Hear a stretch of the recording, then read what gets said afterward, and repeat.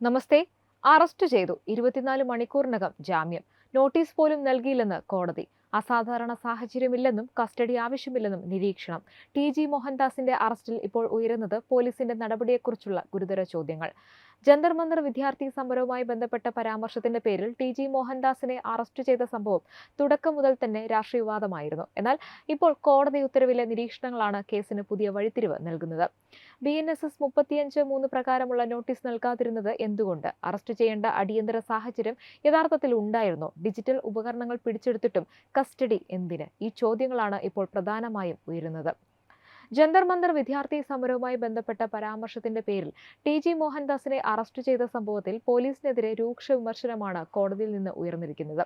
മോഹൻദാസിന് ജാമ്യം അനുവദിച്ച Thiruvananthapuram additional chief judicial magistrate Mithun ഗോപിയുടെ ഉത്തരവിലാണ് പോലീസിന്റെ നടപടിയെക്കുറിച്ച് നിർണായക നിരീക്ഷണങ്ങളുള്ളത്. പ്രധാനമായും കോടതി ചൂണ്ടിക്കാട്ടിയത് ഭാരതീയ നാഗരിക് സുരക്ഷാ സംഹിതയിലെ സെക്ഷൻ 35 സബ്സെക്ഷൻ 3 അതായത് 35(3) പ്രകാരമുള്ള നടപടിക്രമമാണ്. 7 വർഷത്തിൽ താഴെ ശിക്ഷ ലഭിക്കാവുന്ന കേസുകളിൽ സാധാരണയായി പ്രതിയെ അറസ്റ്റ് ചെയ്യുന്നതിന് മുമ്പ് നോട്ടീസ് നൽകണമെന്നാണ് വ്യവസ്ഥ. എന്നാൽ ടി.ജി. മോഹൻദാസിന്റെ കാര്യത്തിൽ അത്തരമൊരു മുൻകൂർ നോട്ടീസ് നൽകിയില്ലെന്നാണ് കോടതി നിരീക്ഷിച്ചത്. ഇവിടെയാണ് കോടതിയുടെ അടുത്ത ചോദ്യം പ്രസക്തമാകുന്നത്. നോട്ടീസ് നൽകാതെ നേരിട്ട് അറസ്റ്റ് ചെയ്യേണ്ട അസാധാരണ സാഹചര്യം എന്തായിരുന്നു എന്ന്. പ്രതി ഒളിവിൽ പോകാൻ സാധ്യതയുണ്ടെന്നോ തെളിവുകൾ നശിപ്പിക്കുമെന്നോ ഉള്ള ആശങ്കകൾ ഉന്നയിച്ചെങ്കിലും അതിനെ പിന്തുണയ്ക്കുന്ന മതിയായ തെളിവുകൾ പ്രോസിക്യൂഷന് ഹാജരാക്കാൻ കഴിഞ്ഞില്ലെന്നാണ് കോടതി വ്യക്തമാക്കിയിരിക്കുന്നത്. അതേസമയം ടി.ജി. മോഹൻദാസ് സാറിന്റെ ലാപ്ടോപ്പും മൊബൈൽ ഫോണും ഉൾപ്പെടെയുള്ള ഡിജിറ്റൽ ഉപകരണങ്ങൾ ഇതിനകം പിടിച്ചെടുത്തിരുന്നു. അങ്ങനെയിരിക്കെ അന്വേഷണത്തിനായി വീണ്ടും കസ്റ്റഡിയിൽ ചോദ്യം ചെയ്യേണ്ടത് എന്തുകൊണ്ടാണെന്ന ചോദ്യവും കോടതിയുടെ ഉത്തരവിലുണ്ട്. അതായത് ഈ കേസിൽ കോടതി പരിശോധിച്ചത് ആരോപണം ശരിയാണോ തെറ്റാണോ എന്നതിലുപരി ആ ആരോപണത്തിന്റെ പേരിൽ ഒരു വ്യക്തിയെ അറസ്റ്റ് ചെയ്യുമ്പോൾ പോലീസ് പാലിക്കേണ്ട നിയമപരമായ മാനദണ്ഡങ്ങൾ പാലിച്ചോ എന്നതാണ്. ഇതാണ് ഈ സംഭവത്തെ കൂടുതൽ ഗൗരവമുള്ളതാക്കുന്നത്. ഒരു കേസിൽ അന്വേഷണം നടത്താൻ പോലീസിന് അധികാരമുണ്ട്. എന്നാൽ അറസ്റ്റ് ചെയ്യാനുള്ള അധികാരത്തിനും അതിന് ആവശ്യമായ നിയമ നടപടികൾക്കും വ്യക്തമായ പരിധികളുണ്ട്. പ്രത്യേകിച്ച് 7 വർഷത്തിൽ താഴെ ശിക്ഷ ലഭിക്കാവുന്ന കേസുകളിൽ അറസ്റ്റ് അനിവാര്യമാണോ എന്ന് പോലീസ് വിശദീകരിക്കേണ്ട സാഹചര്യമുണ്ട് ഇപ്പോൾ. ഇവിടെയാണ് സുപ്രീം കോടതി മാർഗനിർദ്ദേശങ്ങളും BNSSലെ വ്യവസ്ഥകളും പ്രസക്തമാകുന്നത്.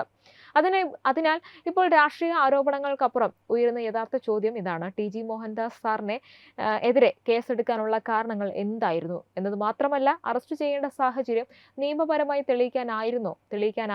തെളിയിക്കാൻ പറ്റിയിരുന്നോ എന്ന്. കോടതിയുടെ ഉത്തരവിലെ നിരീക്ഷണങ്ങൾ പോലീസിന്റെ നടപടിയെക്കുറിച്ച് ഗൗരവമുള്ള ചോദ്യങ്ങളാണ് ഉയർത്തുന്നത്. ജാമ്യം ലഭിച്ചെങ്കിലും അന്വേഷണ നടപടികൾ അവസാനിച്ചിട്ടില്ല. 3 ദിവസം സൈബർ ക്രൈം പോലീസ് സ്റ്റേഷനിൽ അന്വേഷണ ഉദ്യോഗസ്ഥരുടെ മുന്നിൽ ഹാജരാകണമെന്ന വ്യവസ്ഥയുള്ളതിനാൽ ടി.ജി. മോഹൻദാസ് നിലവിൽ തിരുവനന്തപുരത്ത് തുടരുകയാണ്. അതേസമയം ഇപ്പോൾ അറസ്റ്റ് നിയമപരമായ നടപടിക്രമങ്ങൾ പാലിച്ചായിരുന്നു എന്ന ചോദ്യം ഇനി ഈ കേസിന്റെ കേന്ദ്ര ബിന്ദുവാകുകയാണ്. കോടതി ഉന്നയിച്ച ഈ നിരീക്ഷണങ്ങൾക്ക് പോലീസ് എന്ത് വിശദീകരണം നൽകുമെന്നതും നിർണായകമാണ്. കാരണം ഒരു വ്യക്തിക്കെതിരെ ആരോപണം ഉയരുന്നത് ഒരു കാര്യം, ആരോപണത്തിന്റെ പേരിൽ അറസ്റ്റ് ചെയ്യുമ്പോൾ നിയമം അനുശാസിക്കുന്ന നടപടിക്രമങ്ങൾ പാലിക്കുക എന്നത് മറ്റൊരു കാര്യം. ഇവിടെയാണ് നീതി നടപ്പാക്കുന്നതിലും നിയമം പാലിക്കുന്നതിലും തമ്മിലുള്ള വ്യത്യാസം ചർച്ചയാകുന്നത്. അറസ്റ്റ് ചെയ്ത് 24 മണിക്കൂറിനുള്ളിൽ തന്നെ അഡ്വക്കേറ്റ് ടി.ജി. മോഹൻദാസിന് ജാമ്യം ലഭിച്ചിരുന്നു. Thiruvananthapuram additional chief judicial magistrate കോടതി ഉപാധികളോടെയാണ് ജാമ്യം അനുവദിച്ചത്. കസ്റ്റഡിയിൽ വേണമെന്ന പോലീസിന്റെ ആവശ്യം കോടതി തള്ളുകയായിരുന്നു. ഞായറാഴ്ച ദിവസം വൈകുന്നേരം കൊച്ചി മട്ടാഞ്ചേരിയിലെ വീട്ടിൽ നിന്നാണ് ടി.ജി. മോഹൻദാസിനെ തിരുവനന്തപുരം സിറ്റി സൈബർ പോലീസ് കസ്റ്റഡിയിലെടുത്തത്. തിങ്കളാഴ്ച പുലർച്ചെയോടെ തിരുവനന്തപുരത്ത് എത്തിച്ച ശേഷം അദ്ദേഹത്തെ വിശദമായി ചോദ്യം ചെയ്തു. ടി.ജി. മോഹൻദാസിനെതിരെ കലാപ ആഹ്വാനമടക്കം കുറ്റങ്ങളാണ് പോലീസ് നേരത്തെ ചുമത്തിയിരുന്നത്. കൂടുതൽ പരാതികൾ പരിശോധിച്ച് സ്ത്രീത്വത്തെ അപമാനിച്ച വകുപ്പ് കൂടി ചുമത്തി. തിരുവനന്തപുരത്ത് എത്തിച്ചപ്പോൾ ടി.ജി. മോഹൻദാസ് സാറിനെ BJP നേതാക്കൾ കാണാനെത്തിയിരുന്നു. ടി.ജി. മോഹൻദാസിനെ തിങ്കളാഴ്ച വഞ്ചിയൂരിലെ കോടതിയിൽ ഹാജരാക്കിയപ്പോൾ CPM DYFI പ്രവർത്തകർ അദ്ദേഹത്തിനെതിരെ അധിക്ഷേപ മുദ്രാവാക്യങ്ങൾ വിളിച്ചു. അതിനിടെ ടി.ജി. മോഹൻദാസിന്റെ വിമർശന വീഡിയോ സമൂഹ മാധ്യമത്തിൽ നിന്ന് നീക്കണമെന്നാവശ്യപ്പെട്ടുകൊണ്ട് പോലീസ് മെറ്റയ്ക്ക് കത്ത് നൽകിയിരിക്കുകയാണ്. Advocate TG. മോഹൻദാസിനെ കസ്റ്റഡിയിലെടുത്തതിനെ നേരത്തെ വിശ്വ ഹിന്ദു പരിഷത്ത്, ഹിന്ദു ഐക്യവേദി തുടങ്ങിയ സംഘടനകൾ അപലപിച്ചിരുന്നു. അവധി ദിവസം നോക്കി അദ്ദേഹത്തെ പോലീസ് കസ്റ്റഡിയിലെടുത്തതിനെ BJPയും വിമർശിച്ചു. പ്രളയ ദുരിതാശ്വാസ പ്രവർത്തനങ്ങളിലെ വീഴ്ചയിൽ നിന്നും തീരദേശ മേഖലയിലെ ജനങ്ങളുടെ പ്രതിഷേധത്തിൽ നിന്നും ശ്രദ്ധ തിരിക്കാനാണ് സർക്കാർ ഈ നീക്കത്തിലൂടെ ശ്രമിക്കുന്നതെന്ന് BJP സംസ്ഥാന ജനറൽ സെക്രട്ടറി അഡ്വക്കേറ്റ് സുരേഷ് കുറ്റപ്പെടുത്തിയിരുന്നു. അതുപോലെ തന്നെ ഈ വിഷയത്തിൽ അഡ്വക്കേറ്റ് അനിൽ വിളയിൽ, RV ബാബു തുടങ്ങിയവരും ശക്തമായ പ്രതികരണം ഉന്നയിച്ചിരുന്നു. സർക്കാരിനെതിരെ, ആഭ്യന്തര വകുപ്പിനെതിരെ രൂക്ഷമായ വിമർശനമാണ് ഇരുവരും ഉന്നയിച്ചത്.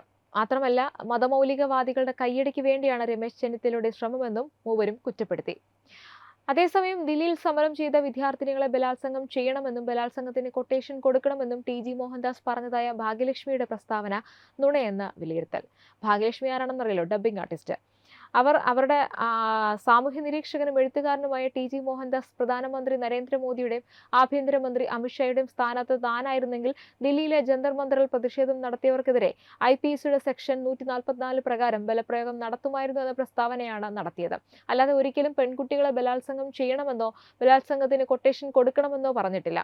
ടി.ജിക്കെതിരെ സൈബർ ആക്രമണം നടത്തിയ പല ചാനലുകളും ഡബ്ബിംഗ് ആർട്ടിസ്റ്റ് ഭാഗ്യലക്ഷ്മിയുടെ ഈ പ്രസ്താവന ആവർത്തിച്ചിരിക്കുകയാണ്. ടി.ജിയുടെ വിവാദ വീഡിയോ കണ്ടവർ ചുരുക്കമാണെന്ന് വേണം കരുതാൻ. പലരും ഭാഗ്യലക്ഷ്മി നടത്തിയ ഈ പ്രസ്താവന ആവർത്തിക്കുക മാത്രമാണ് ചെയ്തത്. പിന്നീട് പല ചാനലുകളും ടി.ജിയെ കേരളം കണ്ട ഏറ്റവും വലിയ ഭീകരനാക്കി അങ്ങ് മാറ്റി.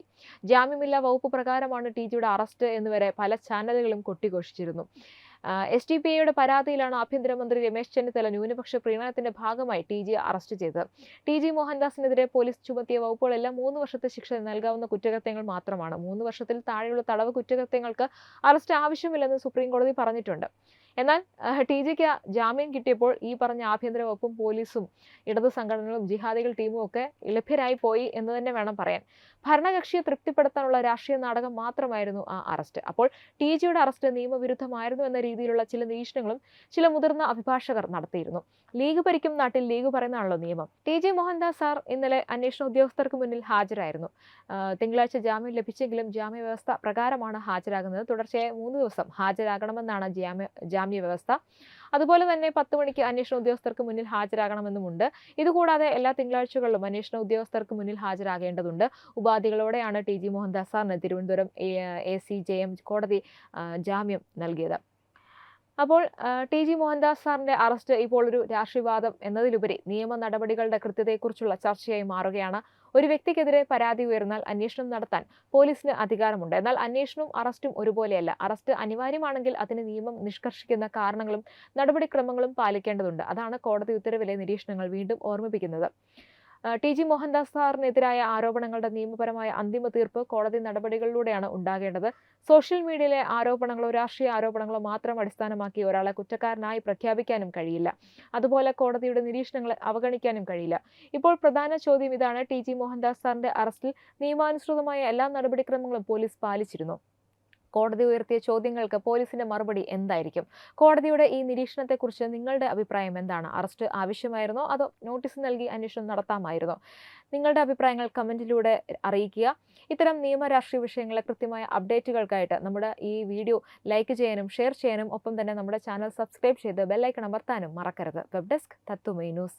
HIV അണുബാധ സന്തോഷപൂർണമായ ഒരു ജീവിതത്തിന് തടസ്സമല്ല. HIV അണുബാധയ്ക്ക് ഫലപ്രദമായ ചികിത്സ ഇന്ന് ലഭ്യമാണ്. ഇതിന് യഥാസമയം അണുബാധ കണ്ടെത്തുന്നതും കാലേക്കൂട്ടി ചികിത്സ നടത്തേണ്ടതും അത്യാവശ്യമാണ്. സൗജന്യമായ ചികിത്സയും മാർഗനിർദ്ദേശങ്ങളും സർക്കാർ ആശുപത്രികളിലെ ART അഥവാ ഉഷസ് കേന്ദ്രങ്ങളിൽ ലഭ്യമാണ്. ആരോഗ്യ സംരക്ഷണം ഓരോരുത്തരുടെയും ഉത്തരവാദിത്തമാണ്.